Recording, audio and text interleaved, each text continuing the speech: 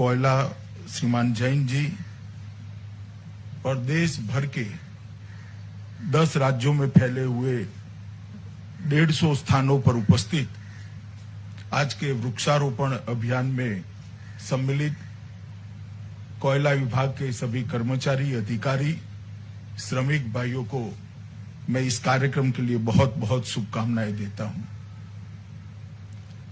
आज का ये कार्यक्रम और भी महत्वपूर्ण इसलिए है कि कोयला विभाग ने आज का दिन चुना है। आज लोकमान्य तिलक और चंद्रशेखर आजाद का जयंती दिन है। ये दो ऐसे महापुरुष थे जिन्होंने अपना सर्वस्व जीवन, पूरा जीवन की क्षण क्षण देश को समर्पित की। आजादी के आंदोलन में बाल गंगाधर तिलक, लोकमान्य तिलक के योगदान को सदियों तक नहीं भुलाया जा सकता। एक ऐसा व्यक्तित्व था जिनके सामने दो रास्ते थे, ईश्वर ने दी हुई बुद्धिमत्ता, ईश्वर ने दी हुई विद्वता, इसका उपयोग और उपभोग स्वयं के लिए करना या देश के करोड़ों गरीबों के लिए करना, देश की आजादी के लिए करना, देश की संस्कृति और अपने धर्म को आगे बढ़ाने के लिए करना। और उन्होंने बड़ा कठिन रास्ता चुना कि इस देश को आजाद करने के लिए पूरा जीवन समर्पित करें। इतनी विद्वता, इतनी बुद्धिमत्ता, इतनी चातुर्यता होने के बावजूद स्वयं के लिए कुछ करे बगैर भारत के जन जन के अंदर स्वतंत्रता की भावना को जागृत करना, इसको सुदृढ़ करना और उसको एक आंदोलन का स्वरूप देने में बाल गंगाधर तिलक, लोकमान्य तिलक का बहुत बड़ा योगदान रहा। स्वतंत्रता के लिए उन्होंने दिया हुआ मंत्र, आजादी मेरा जन्मसिद्ध अधिकार है, वो मंत्र आज भी भारत के युवाओं को प्रेरित करता है। और मैं मानता हूं कि उन्होंने जो शुरुआतें की, चाहे गणेश उत्सव की शुरुआत की, चाहे लोगों को साक्षर बनाने की शुरुआत की है, चाहे संस्कृति को आजादी के आंदोलन के साथ जोड़ने की शुरुआत की है, इसी के कारण कहते हैं कि लोकमान्य तिलक भारतीय संस्कृति की, भारतीय चेतना की आत्मा थे। आज ही के दिन लोकमान्य तिलक ने अपना नश्वर देह छोड़ा था। मैं आज हम सब की ओर से तिलक महाराज को द्रवित हृदय के साथ श्रद्धांजलि भी देता हूं और उनकी पुण्य स्मृति को सालों तक देश संभाल रखे और करोड़ों करोड़ों युवा प्रेरणा ले, इस प्रकार के हम उनके विचारों को आगे बढ़ाए, ऐसी आशा भी रखता हूं। चंद्रशेखर आजाद भी भारत माता का वो सपूत जो कभी न झुका न कभी झुकने का विचार किया। अंग्रेजों के खिलाफ सशस्त्र क्रांति का जो धड़ा था, जो एक अलग विचारधारा थी सशस्त्र क्रांति कर भारत को आजाद कराने की, उसका इतिहास चंद्रशेखर आजाद के नाम के बगैर लिखा नहीं जा सकता। कई सारे युवाओं को उन्होंने प्रेरणा दी, एक अलग दल बनाया और उसी दल ने भारत की आत्मा को झंझोड़ने का काम किया। भारत माता को गुलामी की बेड़ी से मुक्त कराने का, बेड़ियों को तोड़ने के लिए चाहे रास्ता जो वो हो, आप बाहर निकलो, शस्त्र हाथ में लो, सत्याग्रह करो, जो करना है, मगर एक अंग्रेज अब हम पर राज नहीं कर सकता, ये दृढ़ निश्चय उन्होंने आरोपित करने के लिए, संस्कारित करने के लिए युवाओं के मन के अंदर एक बहुत बड़ा काम किया। और उनके बलिदान ने उस जमाने में करोड़ों करोड़ों युवाओं को आजादी के आंदोलन के साथ जोड़ा। निर्भीक, दृढ़ निश्चयी और बहुत अच्छे साहित्यकार चंद्रशेखर आजाद को भी मैं आज प्रणाम कर विनम्रता से श्रद्धांजलि देना चाहता हूं। और मैं श्री प्रहलाद भाई को निवेदन भी करना चाहता हूं कि आप जितने भी वनों का आप उपवनों की शुरुआत कर रहे हैं, वो सभी को चंद्रशेखर आजाद और लोकमान्य तिलक के नाम के साथ जोड़ना चाहिए। तिलक जयंती और चंद्रशेखर आजाद की जयंती दोनों मैं मानता हूं कि हमारे लिए एक कोयला विभाग के लिए भी लंबे समय तक इसको आगे ले जाने के लिए बहुत फायदा कराएगी। आज कोयला मंत्रालय और उसके अधीन सारे पीएसयू देश भर में के अंदर लगभग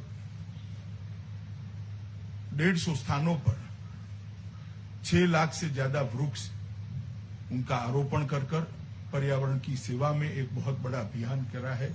मैं सभी कोयला मंत्रालय के कर्मचारियों को, अधिकारियों को और कोयला मंत्री जी को, उनकी पूरी टीम को बहुत बहुत शुभकामनाएं देना चाहता हूं। आमतौर पर कोयला के मंत्रालय के लिए पर्यावरण को क्षति पहुंचाने वाला मंत्रालय माना जाता है, मगर जब से मोदी जी देश के प्रधानमंत्री बने हैं और विशेषकर प्रहलाद भाई जब देश के कोयला मंत्री बने, तब से पर्यावरण के लिए भी कोयला मंत्रालय की सजगता हमें दिखाई दी पड़ती है। अनेक विध काम उन्होंने शुरू किए हैं। मैं आज इसका बहुत डिटेल जिक्र नहीं करना चाहता। 10 राज्यों के 38 जिलों में 600 एकड़ में टोटल 6000 एकड़ के अंदर वृक्ष लगाए जाएंगे। आज इसमें से 600 एकड़ के अंदर लगाए जाएंगे। 6 लाख वृक्षों का रोपण किया जाएगा, 5 लाख पौधों का वितरण करा जाएगा और आज 150 स्थानों पर एक साथ इसकी शुरुआत हुई है। मित्रों, जिस प्रकार का जीवन हम जिए हैं और एक विकास की अंधी दौड़ के अंदर हमने भारतीय संस्कृति के मूल मंत्र था कि प्रकृति हमारी माँ है, उसका दोहन कर सकते हो, उसका शोषण नहीं कर सकते हो। वो मंत्र को हमने भुलाया और उसी का परिणाम आया कि जो ओजोन का पड़ है, ओजोन का स्तर है, इसके अंदर कई बड़े बड़े छिद्र पैदा हुए और सूर्य नारायण की गर्मी सीधी पृथ्वी पर पड़ने लगी। इसके कारण पृथ्वी का तापमान भी बढ़ा है, जलवायु पर इसकी गंभीर असर उत्पन्न हुई है और जलवायु परिवर्तन से आज पूरी दुनिया डरी हुई है। और इसका एक ही रास्ता है जो हमारे पुराणों ने बताया, हमारे ऋषियों मुनियों ने बताया कि वृक्ष मानव का मित्र है, वृक्ष ही हमें इस संकट से बचा सकता है। और हमारे यहाँ कई ऐसी पौधों की जातियां, प्रजातियां हैं जो 100-150 साल तक जीकर मानव की सेवा कर सकती हैं। पीपल 100% ऑक्सीजन देने वाले वृक्षों में से एक है। इसीलिए श्री कृष्ण ने गीता में कहा कि वृक्षों में मैं पीपल हूं। उन्होंने पीपल को अपने साथ इसकी तुलना कर पीपल का महत्व बढ़ाया। इसी तरह से नीम और कई प्रकार के जामुन, नीम, बरगद, कई पेड़ ऐसे हैं जो सबसे ज्यादा ऑक्सीजन भी देते हैं और लंबे समय तक जीते हैं। मेरा आग्रह है कोयला मंत्रालय से कि आप जब भी वृक्षों का चयन करें, इस प्रकार के प्राकृतिक परंपरागत वृक्षों का चयन करिए जिनका आयुष्य बहुत लंबा है। हमारे मत्स्य पुराण के अंदर एक बहुत सुंदर श्लोक लिखा गया है जिसका अनुवाद है, जल कुंड, जो जल का कुंड होता है 10 कुओं के समान होता है। एक तालाब 10 जल कुंड के समान होता है। एक सुपुत्र 10 तालाब के समान होता है और एक वृक्ष 10 पुत्रों से भी ज्यादा पृथ्वी का कल्याण करता है। यही बताता है कि वृक्ष हमें कितना दे सकता है। और आदिकाल से ही वृक्ष के महत्व को भारतीय संस्कृति ने स्वीकारा है और भारतीय संस्कृति ने इसको बढ़ावा भी दिया है। मैं मानता हूं आज का कार्यक्रम सिर्फ ये सीजनल कार्यक्रम न बने, पूरे कोयला मंत्रालय के हर नीचे के नीचे कर्मचारी का संस्कार इससे बने कि हमारे दायित्व देश के पर्यावरण को, दुनिया के पर्यावरण को संभालना भी है। और मुझे भरोसा है प्रहलाद भाई के नेतृत्व में ये जरूर होगा। विगत 6 सालों का देखें तो कोयला मंत्रालय ने अनेक नए इनिशिएटिव मोदी जी के नेतृत्व में दिए है और प्रहलाद भाई ने ये 1-1.25 साल के अंदर इसको बहुत गति देने का काम किया है।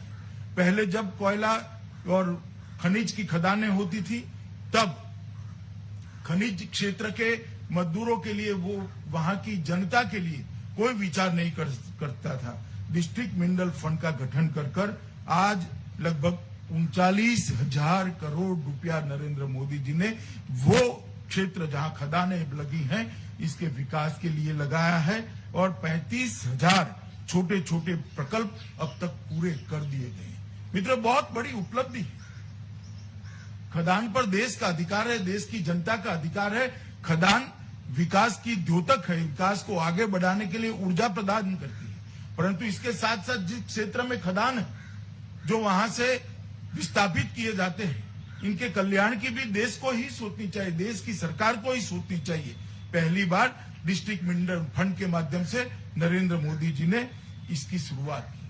कोयला का बहुत बड़ा भंडार हमारे यहाँ पड़ा, 30 साल तक कोयला जला न पाए, इतना कोयला हमारे यहाँ पड़ा है और कोयला हम इंपोर्ट करें। जैसे प्रहलाद भाई ने बताया, इंपोर्ट कोयला जितना भी होता है वो दुनिया में हमारी अक्षमता को उजागर करता है। अगर देश को आत्मनिर्भर बनाना है, आत्मनिर्भरता के नरेंद्र मोदी जी के नारे को चरितार्थ करना है, तो कोयले के अंदर स्पीडी खनन, सबसे ज्यादा जल्दी खनन कर आयात को लगभग शून्य करना पड़ेगा। और इसलिए कोयला क्षेत्र में एफडीआई और इसके साथ साथ वाणिज्यिक कोयला खनन का आरंभ अभी नरेंद्र मोदी जी ने किया है। मुझे लगता है कि कॉमर्शियल माइनिंग की जो शुरुआत प्रहलाद जोशी के समय में हुई है, कोयला खदानों के इतिहास देश का जब भी लिखा जाएगा, प्रहलाद भाई और नरेंद्र भाई के नाम को जोड़ना पड़ेगा, क्योंकि देश को आत्मनिर्भर कराने की दिशा में एक बहुत बड़ा कदम है। कोल बेस्ड मीथेन की भी शुरुआत हमने की है। 2 CBM ब्लॉक झरिया और रानीगंज के लिए हमने इसका शुरुआत किया है। ईज ऑफ डूइंग बिजनेस के ढेर सारे पैरामीटर्स को कोयला के कारण ही गति मिली है। कोयला क्षेत्र ने लगभग हर क्षेत्र के अंदर अपने आप को दुनिया के मानक के अनुरूप और कई जगह तो उसके आगे ले जाने का भी प्रयास किया है। ये मंत्रालय ने 6 साल के अंदर बहुत अच्छा काम किया है और अब प्रहलाद भाई इसका नेतृत्व कर रहे हैं और उसको और ऊर्जा और गति प्रदान कर रहे हैं। 18 जून को वीडियो कॉन्फ्रेंस के माध्यम से देश के प्रधानमंत्री जी ने 5 कोयलाधारी राज्यों की 41 कोयला ब्लॉकों का नीलामी की प्रक्रिया का शुभारंभ किया। इसके साथ ही झारखंड, मध्य प्रदेश, महाराष्ट्र, उड़ीसा और छत्तीसगढ़ के अंदर ये नई प्रक्रिया शुरू हो गई है। मित्रों, कोयला PSU और कैप्टिव माइनर्स द्वारा उत्पादन में भी वृद्धि का प्रयास किया गया है। इंफ्रास्ट्रक्चर निवेश योजना के माध्यम से 1,25,000 करोड़ रुपए के निवेश का प्लानिंग 2020 से 2024 के बीच में किया गया है और इसके लिए लगभग 534 परियोजनाओं को चिन्हित कर लिया गया है। मैं मानता हूं अभी प्रहलाद भाई ने जो कहा, 23-24 तक 1 बिलियन टन कोयले को निकालने का लक्ष्य जब भी भारत अचीव करता है, मुझे लगता है हम बहुत बड़ी उपलब्धि के लिए आगे बढ़ेंगे। देश के प्रधानमंत्री जी ने पर्यावरण के क्षेत्र के अंदर दुनिया का नेतृत्व करने की स्थिति उत्पन्न करी है। 8 करोड़ घरों के अंदर धुआं दूर कर लकड़ियां और टहनियां और कंडे जलाकर जो माताएं बहनें रसोई करती थी, उनके स्वास्थ्य का तो नुकसान होता ही था, परंतु साथ में कार्बन डाइऑक्साइड का उत्सर्जन भी होता था। आज स्वच्छ ईंधन LPG सिलेंडर देकर पर्यावरण की बहुत बड़ी सेवा की है। ढेर सारे शहरों के अंदर CNG पंपों की एक लाइन बिछाकर CNG के माध्यम से गाड़ियां चलाने से भी स्वच्छ ईंधन का काम हुआ है। सौर ऊर्जा के लिए देश में भारत नेतृत्व करे, इस प्रकार की व्यवस्था खड़ी की है। गुड़गांव में इसका इंटरनेशनल सेंटर भी बना है और मुझे भरोसा है कि कुछ ही सालों के अंदर देश दुनिया में सौर ऊर्जा के क्षेत्र में सबसे बड़ा उत्पादन करने वाले देशों में से एक होगा। इस प्रकार से जो पेरिस के अंदर कॉन्फ्रेंस हुई थी, उसमें मोदी जी की फॉर्मूला को पूरी दुनिया ने स्वीकार कर एक प्रकार से पर्यावरण के क्षेत्र में भारत को मान्यता दी है। आज लगभग 6 लाख वृक्षों का वृक्षारोपण होने जा रहा है। तिलक महाराज और चंद्रशेखर आजाद के स्मृति में वो किया जाएगा। इसका मुझे विशेष आनंद है। मंत्रालय और विशेषकर इस मंत्रालय के मंत्री श्री प्रहलाद भाई और नीचे तक उनकी पूरी टीम को इस मौके पर मैं बहुत बहुत बधाई देना चाहता हूं और आशा करता हूं कि पर्यावरण को स्वच्छ रखने का एक कोयला मंत्रालय का अभियान द्रुत गति से स्पीड के साथ आगे बढ़ता रहेगा। मेरी आप सबको बहुत बहुत शुभकामनाएं और इस शुभ कार्य के अंदर मुझे शामिल करने के लिए मैं मंत्री जी और सचिव कोयला दोनों का मैं हृदय से